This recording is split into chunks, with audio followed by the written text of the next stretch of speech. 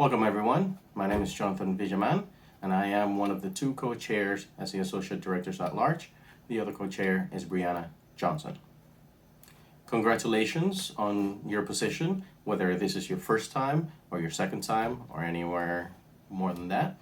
I want to make sure that you know that as Associate Directors, Brianna and I are here to help you and assist you achieve the goals that you want to achieve. And to that end, we are planning on an Associate Director virtual summit coming up in March. I believe there was an email sent out to each and every one of you informing you of this, and this is another video kind of hinting you at that. Within today's episode, if you will, I'll be going over some NCARB information and just kind of rambling on a little bit, and hopefully for not too long. As I mentioned, we're going to have a virtual Associate Director Summit. We started this a few years ago where we bring all the Associate Directors together to kind of have a bit of a workshop to see how we can all work together and kind of make sure that each one of us isn't reinventing the wheel, and kind of coalescing of resources. And to that end, that's why we're having a virtual tour because of COVID, even though we're coming towards the end of it. And so the summit would essentially give you a quick introduction to the Florida staff, some of the resources available there to you, as well as how we can help each other meet the goals that you have set or have yet to set. In addition to the summit that I just mentioned, I just want to kind of give a quick update into what's been happening with NCARB in the last few months.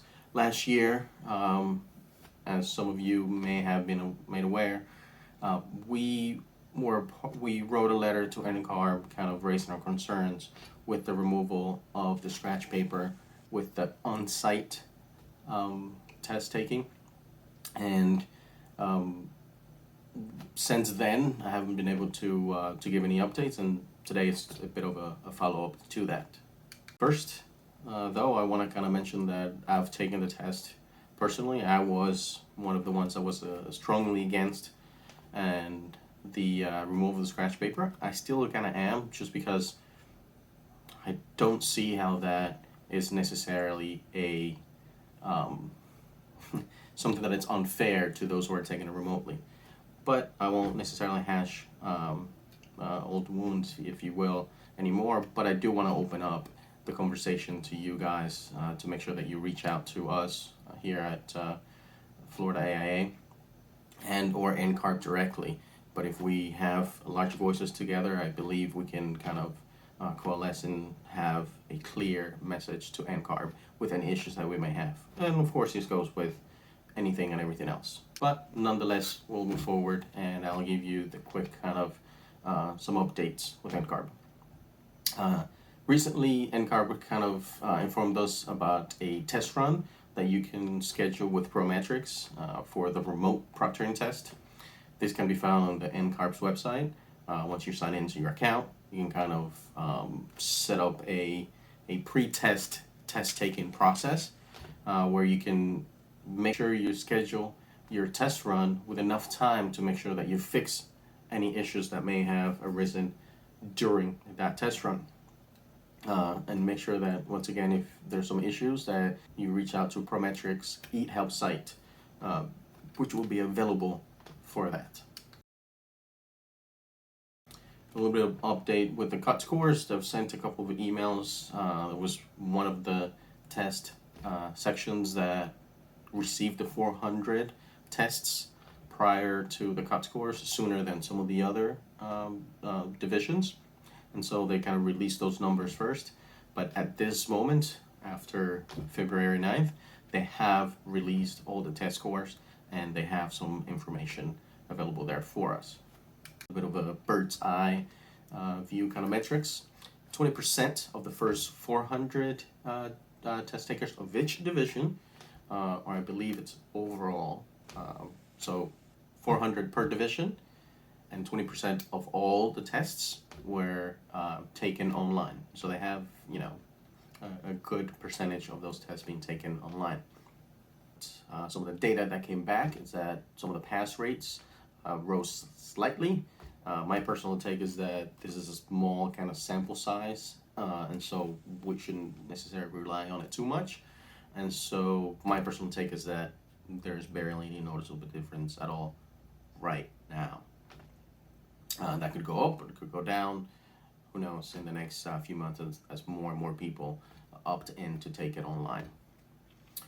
And therefore, there appears to be no difference between online and in person.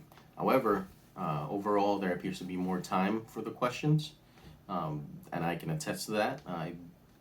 On the previous version, I used to kind of have only 10-15 minutes to kind of go over some of the questions.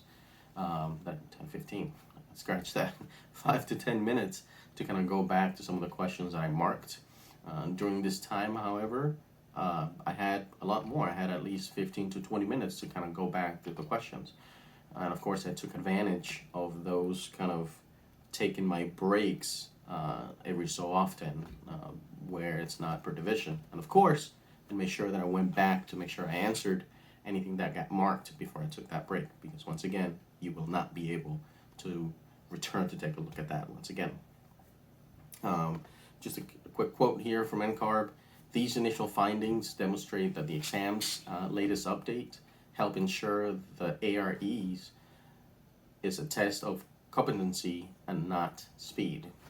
Some of the issues that have arisen, there have been some vendor issues. About 13% of all test takers, not just ARE tests, but all other tests as well. As you may know, you have nurses taking tests, other sort of professions go to Prometrics or other test providers to take the tests. And I believe Prometric is the one that is suffering this 13% across the board with technical issues.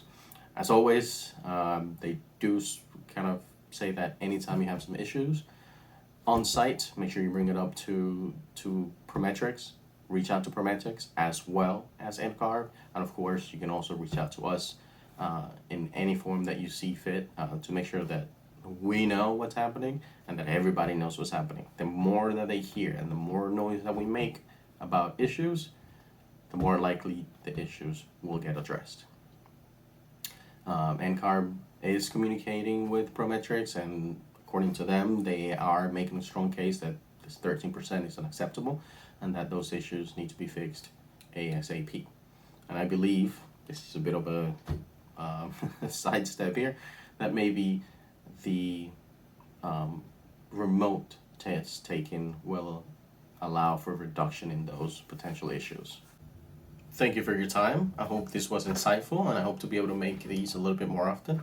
And to that end, I do ask that you send me information about events that are coming up so I can kind of give a quick kind of shout out, maybe leave some links down below as some of your favorite YouTubers do, to make sure that, you know, we share information and kind of liven this up a little bit more, so we can communicate at least one way through the video, and then kind of share information in other formats.